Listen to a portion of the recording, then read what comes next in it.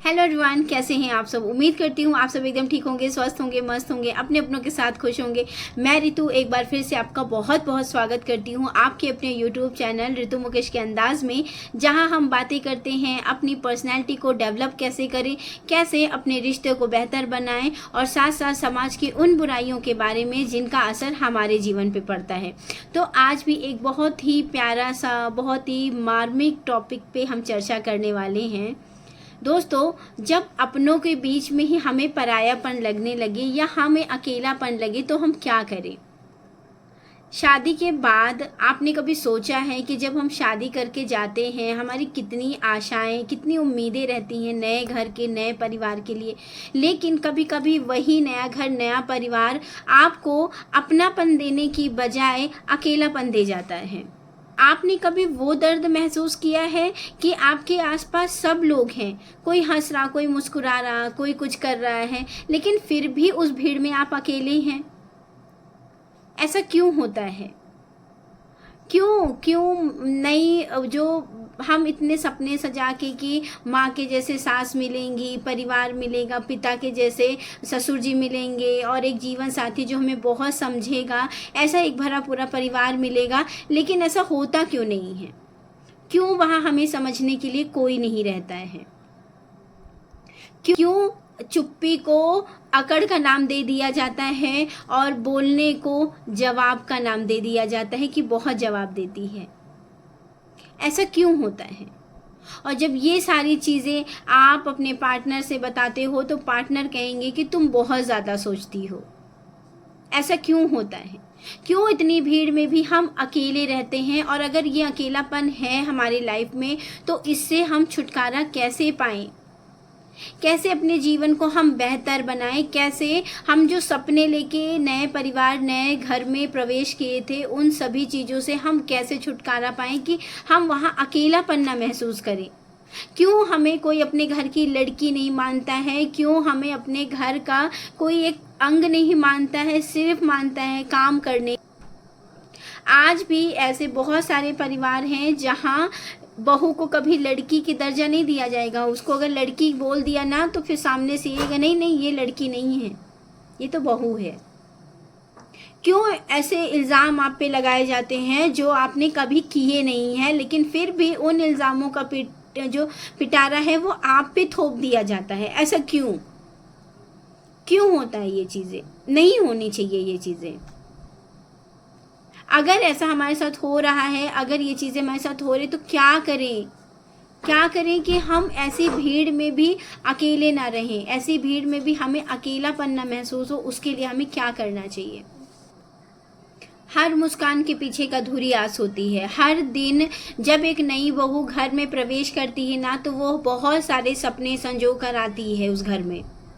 वो भी सोचती है कि मैं नए घर में जा रही हूँ तो यहाँ मुझे अपने माता पिता के जैसे प्यार मिलेगा, सास ससुर मिलेंगे और एक नंद मिलेंगी जो बहन की तरह रहेगी, एक देवर मिलेगा जो भाई की तरह रहेगा और एक जो पति, एक हमसफ़र, वो एक ऐसा इंसान रहेगा जो आपको समझेगा, आपकी फीलिंग को समझेगा।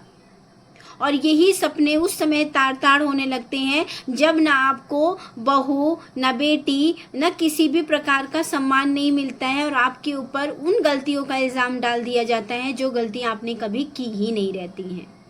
उन गलतियों को भी आपके ऊपर थोप दिया जाता है जो गलतियां आपने कभी की ही नहीं है। हर चीज़ का ठिकरा आपके ऊपर फोड़ दिया जाता है कि इसने ये किया होगा तब ये चीज़ हो रही है, इसको ऐसा नहीं करना चाहिए था, बहुत बोलती है, इसकी ज़बान बहुत चलती है। माता पिता को पूछ लिया तो अपने माता पिता को बहुत पूछती है। ये सारी चीज़ें क्यों एक ठिकरा एक लड़की पे फोड़ दिया जाता है? क्यों सिर्फ ये ही क्यों रहता है कि दो घरों की इज्जत सिर्फ इसी के सर पे है? ये चीज़ें क्यों होती हैं जब उसको भी तो इज्जत सम्मान पाने का अधिकार है ना? ये चीज़ें क्यों नहीं कोई समझता है? ये कौन सा रिश्ता है? ये कौन से रिश्ते हैं जहां हमें खुद को रोज साबित करना रहता है?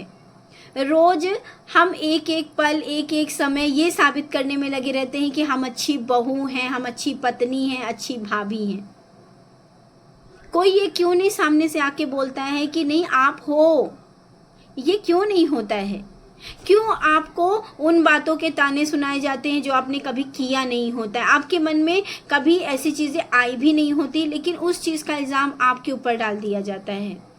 तब वो अकेलापन, तब वो तन्हाइयाँ ज़्यादा काटती हैं। ऐसा लगता है यहाँ अपने तो हैं, लेकिन वो अपने सिर्फ नाम के अपने हैं, हमें समझने वाला कोई नहीं है।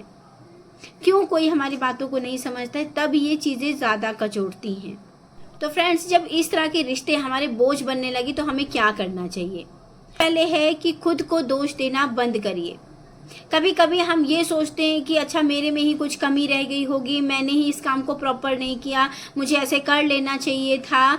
तो इस वजह से ही हमको कभी कभी ये चीज़ों का सामना करना पड़ता है और हम खुद को ही दोष देने लगते हैं कि अभी नेक्स्ट टाइम मैं और अच्छा करूँगी, शायद मेरे से ही गलती हो गई होगी। हम खुद को दोष देने लगते हैं। तो ये चीज़ें आपको नहीं करनी है कि आपको खुद को दोष कभी नहीं देना है। अगर आपसे रियल में कोई गलती हुई तो उस गलती को सुधारने का प्रयास करना है, लेकिन बार बार उन्हीं चीज़ों में खुद को दोष देना ये कतई सही नहीं होगा। आप अगर स्टडी कर रहे हो, आप नौकरी करना चाहते हो, आप कुछ स्किल सीखना चाहते हो, तो इन बातों पे अपना फोकस करिए। जब आपका दिमाग बटा रहेगा ना चारों तरफ, तब आपको ये सोचने का मौका ही नहीं मिलेगा कि कौन आपको अपना समझ रहा है और कौन आपको पराया समझ रहा है। को निखारते रहिए, खो मत दीजिए। आपके अंदर के जो भी स्किल है ना, उस स्किल्स का प्रयोग करके अपने आप को खोने मत दीजिए। आपको अपने आप को रोज एक नया इंसान, नया बेहतर इंसान बनाने का प्रयास करिए। दूसरों के बारे में कभी गलत मत सोचिए, मतलब कि अपने परिवार वालों के लिए कभी भी आप गलत मत सोचिए। वो जैसा व्यवहार कर रहे हैं बस उसको सुनते जाइए। और मेरा तो यही मानना है कि इस कान से सुनिए, यहाँ से निकाल दीजिए। ये जो बीच का हिस्सा है ना, दिमाग वाला हिस्सा, यहाँ कोई चीज़ें नहीं रखनी चाहिए। बस यहाँ से सुनो, यहाँ से निकालो, दिमाग में रखो ही नहीं। जब दिमाग में कोई चीज़ें रहेंगी ही नहीं, बातें घूमेंगी ही नहीं, तो फिर किसी का अपनापन या परायापन का कोई मतलब ही नहीं होता है। नेक्स्ट है दोस्तों, एक ऐसा ग्रुप बनाइए, ऑनलाइन दोस्त हों, उनसे बात करिए। आपके अपने दोस्त हों, आप उनसे बात करिए, उनसे कनेक्ट रहिए। आप उनसे बहुत सारी चीज़ें अपनी शेयर कर सकते हो, उनसे खुल के बात कर सकते हो। ऐसे ग्रुप बनाइए तो आप ऐसा आपको कभी महसूस ही नहीं होगा, या आप इस तरफ आपका दिमाग ही या आपका ध्यान ही नहीं जाएगा कि कौन आपको अपना समझ रहा है, कौन आपको पराया समझ रहा है। आप बस अपने कर्तव्यों का पालन करते रहिए। सामने वाले को कितना क्या समझना है, ये उसके ऊपर छोड़ दीजिए। आपका जो कर्तव्य है, आपके वो बुजुर्ग हैं, आपके इन लॉज हैं, उनकी सेवा करनी आप करिए, बिल्कुल करना भी चाहिए, वो करिए।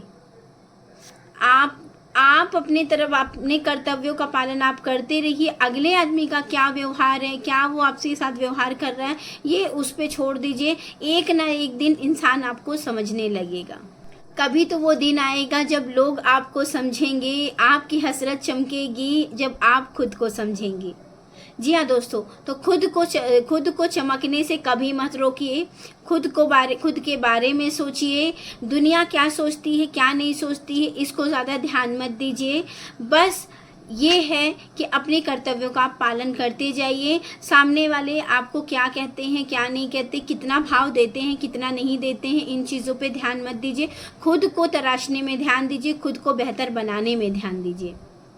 आप अपना कर्तव्य करते रहिए। दूसरा आदमी आपको क्या कहता है, कितना मान सम्मान दे रहा है, बेटी मान रहा है, नहीं मान रहा है, कोई बात नहीं है। आपको ईश्वर ने जिस कर्तव्य के लिए वहां भेजा है उस काम को आप कर दीजिए। बाकी इन चीज़ों में ध्यान ना लगा के आप खुद को बेहतर बनाइए, खुद से प्यार करिए। दूसरों की गलती निकालने की बजाय खुद की गलती पे देखिए कि अगर हो सकता है भाई हमें से कहीं गलती हो गई हो सकता है मैंने ही कुछ ऐसा काम कर दिया हो कि इनको ये चीज़ें बुरी लगे। ये छोटी छोटी बातों को ध्यान दीजिए।